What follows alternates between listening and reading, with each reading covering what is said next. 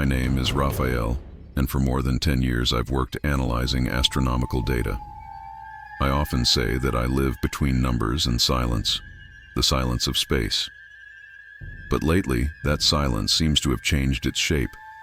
It all started on an ordinary Tuesday at the Monte Azul Observation Center. We were studying 3I Atlas, an interstellar object being tracked by dozens of telescopes around the world. Unlike normal asteroids, 3I Atlas seemed undecided.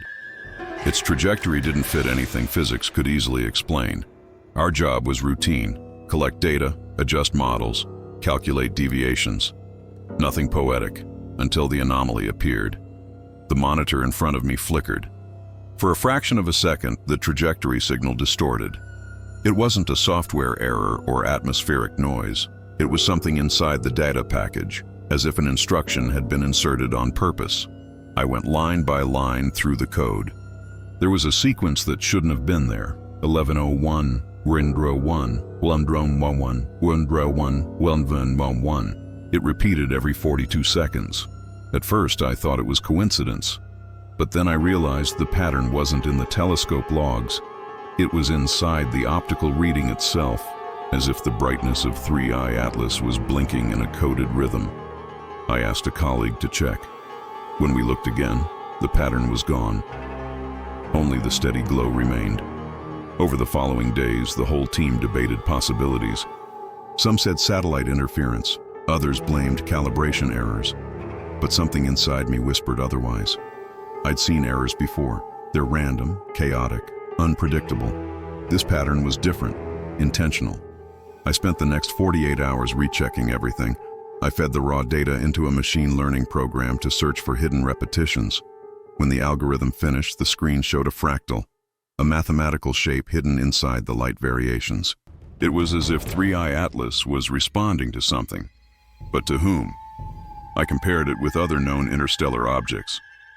1I Oumuamua, 2I Borisov. None of them displayed such regular light changes. 3I Atlas seemed to emit its own signature, almost like a radio pulse, only optical. I sent a report to the Brazilian Space Agency and waited. 2 days later, I received a short email, unsigned. Continue monitoring, but do not release publicly. Could be instrumental noise. Instrumental noise. That phrase kept echoing in my head. If it was just noise, why the secrecy? I decided to continue on my own. I linked the remote telescope to my private workstation and recorded 72 hours of continuous observation. The result took my breath away. The sequence had returned, and this time, the interval between repetitions had been cut exactly in half. As if the emitter knew it was being watched and adjusted the signal to draw attention, I compared the pulses with known numerical patterns, prime numbers, the golden ratio, universal constants. Nothing matched. Then I noticed something simple. The total duration of each cycle equaled Earth's rotation period multiplied by 1.618. Phi, the golden ratio. Coincidence? Maybe.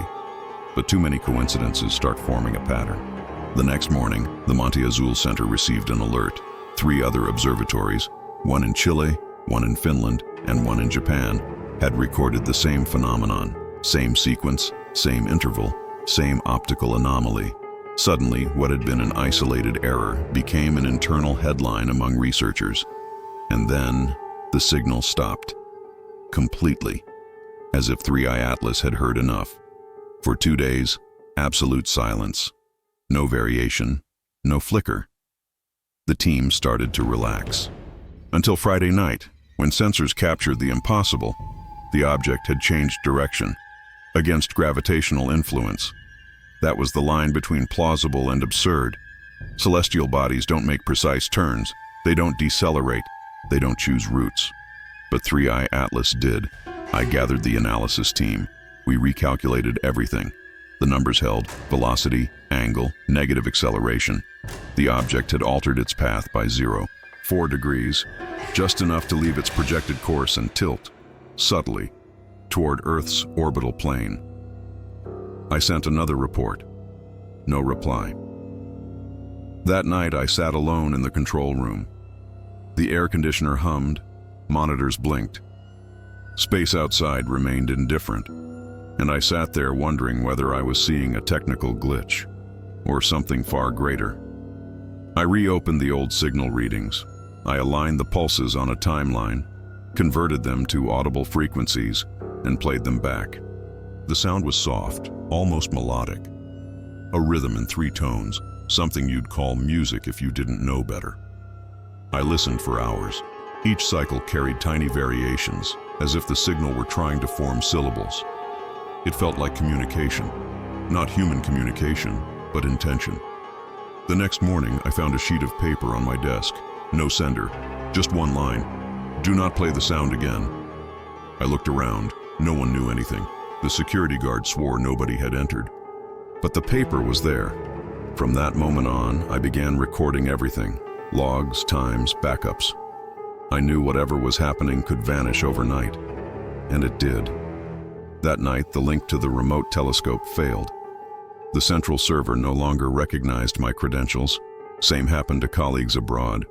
Someone, or something, had blocked every connection. Only one message remained on the screen. Signal terminated at source. The source had stopped the signal. I stared at those words. The only logical explanation would be simultaneous system failure across multiple networks, statistically improbable. The illogical explanation, on the other hand, was starting to make more sense. 3i Atlas wasn't a random fragment of ice and rock. It was built, or at least it obeyed a logic we didn't yet understand. I spent the weekend in isolation trying to make sense of it. I compared the records with historical events. The WOW signal of 1977, Oumuamua in 2017. Each time I thought I'd found a pattern, it slipped away. 3i Atlas was different, more deliberate. On Monday, a colleague from the Atacama Observatory called. He'd captured a short anomalous transmission reflected from 3i Atlas's light spectrum. He sent me the file, 3 seconds of compressed noise. I graphed it. The shape froze my blood. A spiral, identical to the curve of the Andromeda Galaxy. No natural process generates that by chance. I forwarded it to a contact at NASA. His reply was one sentence: delete everything, stop now. But it was already too late. Something inside me knew I had to see this through. I stayed up all night. On the screen, the spiral image seemed to breathe. Every time I zoomed in, faint new ripples appeared between the points of light. It was as if the drawing rebuilt itself with each look, reacting to observation. I tried to rationalize it, probably digital noise. But when I converted the image back into sound, the melody returned. The same 3-note pattern, slower now, deeper, like a distant heartbeat. I encrypted a copy and sent it to a trusted colleague in Lisbon. Hours later, he called, his face pale on the screen. He said that when he decoded the signal, he found the same pattern repeated but reversed in time, like an echo that traveled both ways. He asked if I thought it could be a cosmic reflection, our own emission bouncing back. I told him if that were true, we'd detect the propagation delay. There was none. The reply seemed instant. From that moment, I began to treat 3i Atlas as an interlocutor. For 3 consecutive nights, I aimed the telescope at its last known coordinates and sent simple light pulses based on prime numbers. Nothing the first 2 nights. On the third, the system registered a return sequence, not identical, but proportional to my transmission. My colleagues thought I'd lost perspective. Maybe I had. But the sense of dialogue was overwhelming. Something, somewhere, was trying to be understood. On the 5th day, 3i Atlas brightened so suddenly that the sensors nearly burned out. Its luminosity curve became a smooth harmonic wave, repeating every 3 minutes 14 seconds. Pi, a universal signature. It was impossible not to think of intelligence. Everything science predicted about interstellar communication seemed to unfold before me. I sent the data to Lisbon. My friend replied with only one line: "Rafa, this looks like a learning pattern. We decided on one last test to invert the code and beam it back." A mirror reply. Moments after transmission, the graphs began to oscillate erratically yet coherently, like emotional feedback. The peaks were unpredictable but statistically consistent. It was as though 3i Atlas understood. That night I dreamed of spirals, fields of light drifting through endless darkness, and at the center, an eye of pure brilliance opening and closing. When I woke, the signal was gone again. For a week, total silence. Official statements said the object had entered a shadow region and could no longer be tracked. But late at night, faint optical fluctuations appeared near its coordinates, tiny whispers in light. Without permission, I reactivated my private observatory. I installed redundant receivers and began an independent sweep. On the second day, I caught something. Not light, not radio. A low-frequency magnetic pulse. I converted it into an image. A three-dimensional figure emerged, 4 curved lines crossing at the center, forming an incomplete orbit. I sent it to experts in mathematics and semiotics. None recognized it. One computational linguist, however, said quietly, "This looks like an alphabet under construction." Each curve could encode 1 unit of meaning. Keep recording.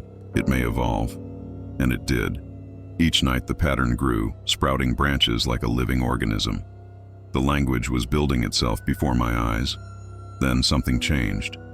During one observation, power failed across the lab. For several seconds there was nothing. No hum, no machines, only stillness. In that darkness, I swear I heard it again. 3 faint notes, the same as before. When the backup generators restored power, the system showed a final data packet received seconds before the outage.